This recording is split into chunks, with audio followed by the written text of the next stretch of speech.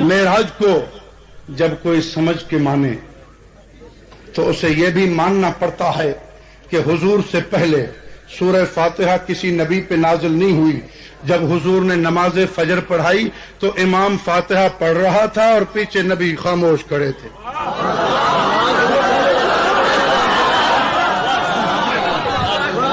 سمجھ نہیں آئی بات؟ یہ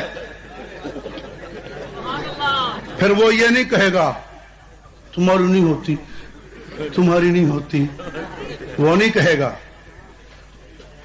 کیا تم نے فی سبیل اللہ فساد کا ٹھیکہ اٹھا رکھا ہے؟ ظالمو، کسی بے نماز کو تو نہیں جا کر کہتے کہ بھائی نماز کے لیے چل. کسی بے نماز کو تو نہیں کہتے کہ نماز کے لیے چل. جس کو تبلیغی جماعت والے منتیں کر کے لے آتے ہیں نماز پہ، جب وہ نمازی بن جاتا ہے پھر آ کر بیٹھتے ہو اس کو وسوسہ ڈالنے کے لیے. تیری نہیں ہوتی،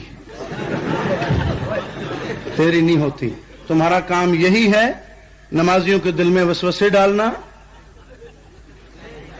وہی ہو الخناس الذی یوسوس فی صدور الناس.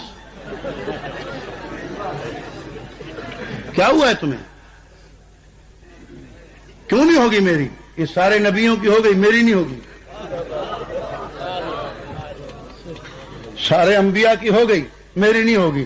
یا بتاؤ پہلے انبیاء پہ فاتحہ نازل ہوئی تھی؟ یا دکھاؤ کہ حضور نے وہاں فرمایا ہو دوستو بزرگوں بیٹھو، پہلے تمہیں فاتحہ یاد کرواؤں پھر نماز پڑھیں گے، کیونکہ اگر میرے پیچھے فاتحہ نہیں پڑھو گے تو تمہاری نہیں ہوگی.